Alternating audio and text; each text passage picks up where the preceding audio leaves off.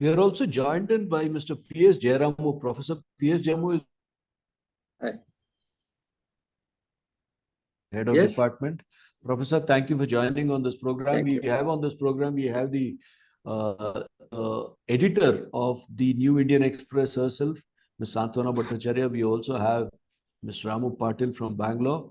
So, when you look at this, do you before I come to you, Professor, but one question is, now will the NDA have to swear in somebody as Prime Minister? Because can someone pull the carpet from under their feet, so to speak? Because some of their allies could shift loyalty. So there is some kind of a pressure building up that someone has to be sworn in as Prime Minister. Thank you. I am very happy to join the discussion. In fact, in one of our groups called Dialogue, I had said it in the morning itself around 12:31 that Prime Minister Modi himself should gracefully make way for someone else, because he had publicly announced that the party would get 370, and the NDA would get 400. More than that, the party had said all along that in all the 543 candidate constituencies, it is Modi who is the candidate, and we are fighting on Modi's name. So if you go by that statement, out of 543, in a way, Modi has lost in 240 constituencies or things like that. So that is something which also has to be borne in. Though, of course, they had said it rhetorically, but then that is also a fact in a way. So I am one of those who think that it would be nice if Prime Minister Modi himself articulates the opinion that someone else should lead the NDA. That's one thing. Second thing is that's one. Just quickly, let me Professor, just 1 second, ma'am. Your quick take on that, on Mr. Modi now. He's still the Prime Minister. So, yes. How do you see? Do you think he needs to be sworn in as Prime Minister? Do you think someone needs to be sworn in? There are already moves to that effect. I doubt. I doubt that there is going to be a change of guard immediately. Maybe 2 years down the line, but not now. I don't think so. No. I mean, let me say one thing. I also think that the change may not take place. But I was just expressing an opinion, going by the fact that Prime Minister had publicly said we will win 370 and the NDA 400 and all that. And now we also know that in his own home state, I mean, that is Uttar Pradesh, the party has done very badly, and it has not been able to do well in in West Bengal, and in Maharashtra, the party BJP should reflect on what they did, like dividing the it has not gone down well. It has not gone well. So people in the party, including Mr. Narendra Modi, should think about these things and arrive at some kind of a decision whether it would be nice to continue with him or bring somebody. That's one thing. Second thing is the allies themselves. If JDU is going to be, of course, it's already an ally.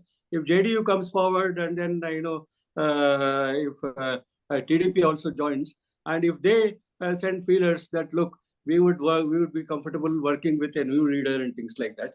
That is something which the party will have to think in terms of. I'm not saying it will happen tomorrow, but then that is something which cannot be ruled out. And I have also heard and read that there is a lot of discontent within the party, unexpressed discontent, because nobody could talk of and things like that. So all that might surface, and we don't know. But right now, since BJP is the largest party in the that has won the seats, the president will invite the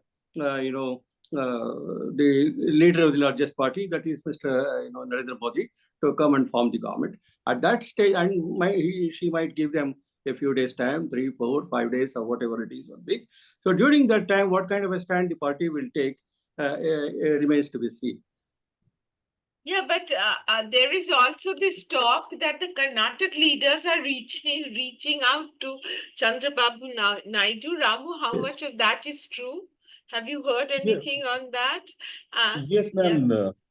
Sources are saying senior Karnataka leaders are reaching out to both Chandrababu Naidu as well as Nitish Kumar to get them on their side. I think the moment results started trickling, both sides, I think, dialing up Naidu and Nitish Kumar seems to be the most sought after leaders now. I think, yeah, that's what we've been told, ma'am. The sources in Congress are saying. Senior Congress leaders here are reaching out to them. To get their support, of course, Sharad Pawar has denied that he has spoken to anybody yet. But it is quite significant that yesterday, before the polls are announced, Mr. Modi had a meeting with Nitish Kumar in Delhi. And we were told that, off the record, that our reporters were coming and telling us, our BJP correspondent was coming and telling that there was a talk about, railway ministry or agriculture ministry going to Nitish's JTU. But now, they'll be very, very crucial, both of them. Crucial for the survival and functioning of the government, because BJP clearly does not have the majority on its own. Yes, ma'am. I remember discussing with you, ma'am, when you were in Bangalore, that during Vajpayee's time, Chandrababu Naidu used to be the most prominent politician in Delhi. Or the moment he landed in Delhi, everything revolves around him.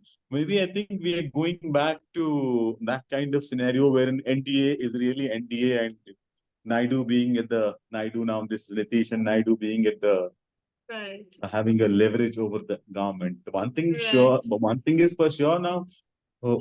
This government won't be like the previous government. This will be truly a NDA government with the allies having more power or demand over the BJP in terms of portfolio allocation or grants, special status, the policy formation, so many things. Yeah, Professor, you're saying something. Yeah, I just wanted to join this debate. Yes. We all heard over TV channels, I don't know how far it is reliable and all that, Chandrababu Naidu has already been talked to by the BJP leadership, and he has asked for 48 hours time. So he may like to, weigh the options, and you never know. He has not been an ally he has been an ally only in Andhra Pradesh. So he might like to weigh his options and then give his word. I wrote somewhere this morning in my tweet saying the 3 youngs are going to be very important. Naveen Patnaik, Naidu, and then Nitish. You see. So the 3 youngs might make their own subtle demands. You never know. And Naveen Patnaik is very hurt. I mean, he was, the way... He is out of the reckoning in any case now. No. That's precisely the reason why he might join. He might join, the India coalition kind of thing. No, he was always there with them without the support of Naveen Patnaik and Jagan Mohan Reddy and BRS. Sometimes they would not have been able to pass some of their legislation in Rajya Sabha. Yes, that's right. So they were very crucial to their overall scheme of things, and that's the most interesting part, because this time it looked like from the exit poll is where we began the discussion. From the exit poll, it looked like that Modi has the last 2 elections finished of Congress. Now he's going and finishing up the regional parties. If those results held true, but that is not how it has happened.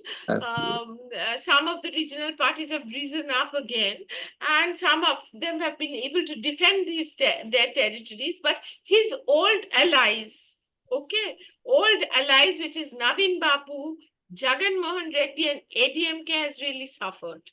Okay. Yes. That's a point to be noted. Yes, that's really a point to be noted. But I was only trying to say that these are all speculations. Naveen Babu might, think in terms of switching sides You never know. See, if the India alliance is able to cobble up a majority or ask him to support and all that, that's how he may or may not. The situation is quite fluid. That's all we can say right now. Anything can happen. He might be with the NDA itself. He might even think in terms of supporting the India coalition, if at all, they stake their claims to form the government. Right, right. Thank you, ma'am. Really. Yeah. So with that, we come to the very end of this program. Thank you for joining us on this. Thank you. Thank you. Thank you. Thank you. Thank you. Thank you.